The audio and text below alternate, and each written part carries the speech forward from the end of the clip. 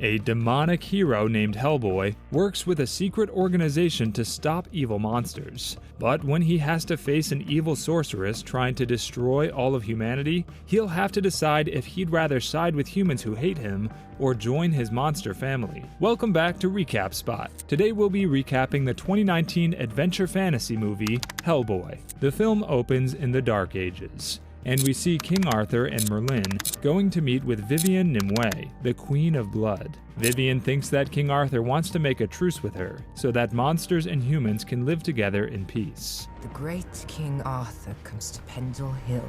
But Arthur ambushes her and dismembers her. He then places her body parts into different boxes and sends his knights off to bury her throughout the land, so that she can never be whole and try to dominate the earth. The film then jumps to the present, and we see Hellboy as he arrives in Tijuana on a mission to find Agent Ruiz, a member of a secret organization called the Bureau for Paranormal Research and Defense, who was sent to investigate a den of vampires and has gone missing. Hellboy is able to track him down and finds him in a wrestling ring, but Ruiz isn't acting normal. Esteban's, are you? He challenges Hellboy to a fight, and Hellboy realizes that Ruiz has been turned into a vampire. He reveals Ruiz's monstrous face to the crowd, causing everyone to run away screaming. The two then fight, and Hellboy wins when he impales Ruiz on a post. Hellboy comforts his friend as he dies, and with his dying breath, Ruiz tells Hellboy that the end times are coming, and he calls Hellboy by his real name, Anung Unrama. Overwhelmed with grief at the death of his friend, Hellboy gets drunk, until two BPRD agents pick him up. All he told us is it's important. We then see Hellboy arriving in Colorado, where he's taken to the BPRD and speaks with his adoptive father, Professor Broom. Hellboy feels guilty over Ruiz's death, and asks his dad what Ruiz was saying right before he died. But Broom says he doesn't know. He then says that Hellboy has been requested by the Osiris Club in England to help them hunt down some giants. Do you recall the Osiris Club? The film then cuts to a humanoid hog creature named Grugak as he visits the witch Baba Yaga. Both of them hate Hellboy, so Baba Yaga tells Grugak to restore Vivienne's body so she can make him more powerful and he can get his revenge against Hellboy. We then see Hellboy at the headquarters of the Osiris Club in England. He meets with the members of the Osiris Club and notices that most of them haven't aged since the 40s. He then meets the leader of the club, Lady Elizabeth Hatton, who explains that they haven't aged due to a seance. She then tells Hellboy about how he came into this world. During World War II, Rasputin and his henchmen tried to summon in a creature to use as a weapon for the Nazis. Broom, Elizabeth, and some other agents were able to kill Rasputin and the Nazis, but the ritual was completed. Broom was supposed to kill whatever was summoned. Beware my claw. But when he saw that it was baby Hellboy, he adopted him instead. Back in the present, the film cuts to Grugak as he storms into the St. Sebastian's Abbey. The chest containing Vivienne's head is located somewhere in the abbey, and Grugak demands that the monks tell him where it is. No one will tell him, so he begins to rip them apart until eventually one of them shows him where the chest is. The chest is locked with a seal that can only be broken by a man of God. Open it. But the monk won't break it, so Grugak rips out his tongue and breaks it himself, before opening the chest to reveal Vivienne's still sentient head. We see them sometime later, and Grugak has collected some of Vivienne's other body parts and has begun to crudely reassemble her. The film cuts to Hellboy as he travels with the hunters from the Osiris Club to hunt the giants. He is suddenly double-crossed by the hunters and repeatedly stabbed before getting electrocuted. The leader comes in to strike the killing blow. Your head will make a wonderful addition to our gallery. But three giants show up and begin to kill and eat the hunters. Hellboy is able to fight the giants off and kill them, but he ends up passing out. When he comes to, he finds that he's been rescued by a friend named Alice Monaghan, who can hear and talk to the dead. While Alice and Hellboy catch up, Broom sends in a team of BPRD agents to make sure Hellboy is alright. Hellboy complains about being attacked by the Osiris Club, and Broom assures him that he had no idea they were planning that. Broom then tells Hellboy about Vivienne being awake, and says the last pieces of her body are being kept in the Osiris Club. Hellboy is then introduced to Ben Daimyo, a top-tier M11 agent working with the BPRD to stop Vivienne. Alice is told to come along on the mission to the Osiris headquarters, which Daimyo isn't pleased about, and the group sets off.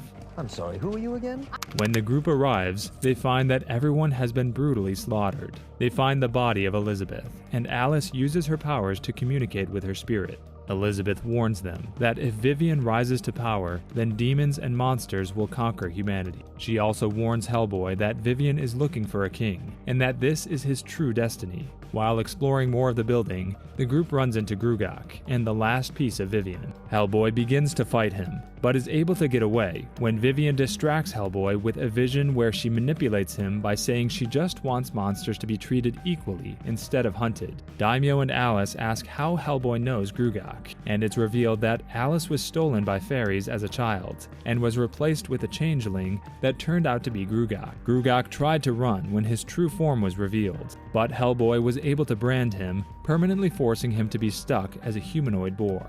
Grugak eventually escapes, and the fairies safely returned Alice to her parents. With all of Vivian's body parts collected, we see her getting sewn back together by some witches, and a ritual is performed to fully bring her back. Compared to 1,500 years, locked in a box.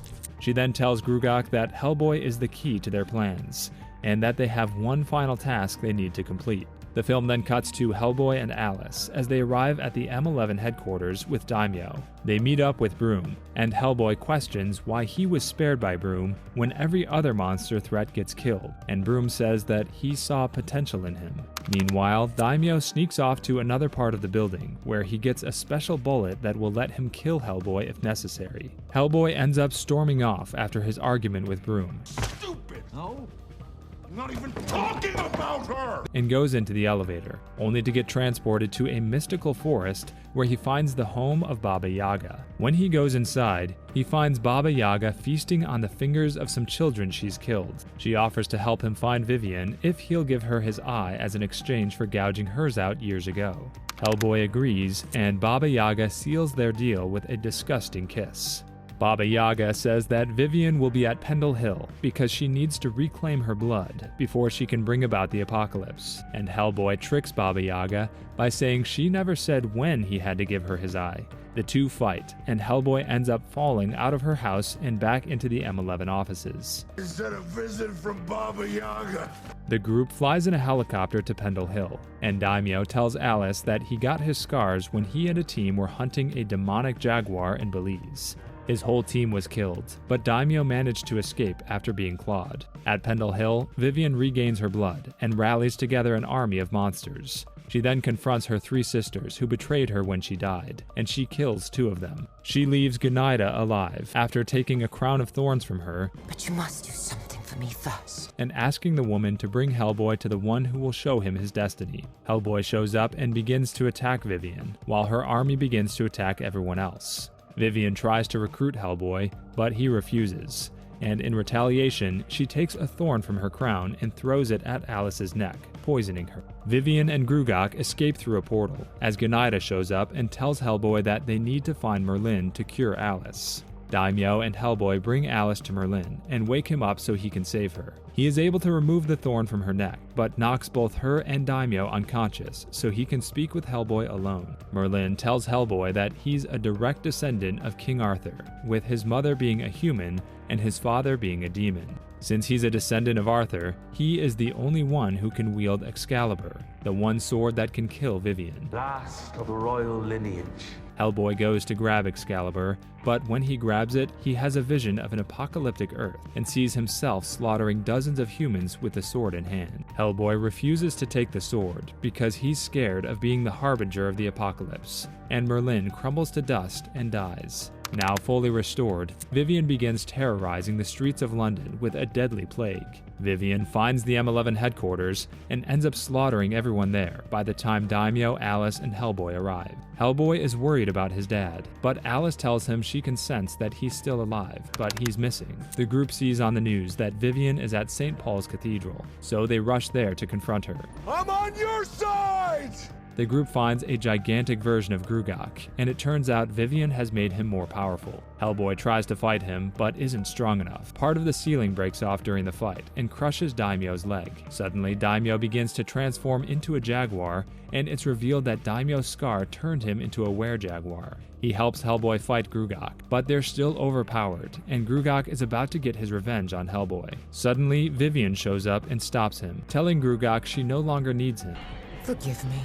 before shrinking him down until he explodes into a mess of blood. Vivian tries to tempt Hellboy to her side again by showing him Arthur's tomb with Excalibur beneath the cathedral. Hellboy still resists, so she reveals that she's kidnapped Broom, and she kills him in front of Hellboy. Consumed with grief, Hellboy grabs Excalibur and enters his true form. Holes to hell open up outside, and large, terrifying demons crawl out and begin brutally killing everyone in the streets. Vivian kneels before Hellboy, as Daimyo secretly prepares to shoot Hellboy with the bullet that was designed to kill him. He hesitates before shooting, giving Alice enough time to run down to Broom's body and use her power to let him talk to Hellboy. Broom's spirit talks to Hellboy and says he loves him, before begging Hellboy to be as good as Broom always knew he could be. Embrace your destiny.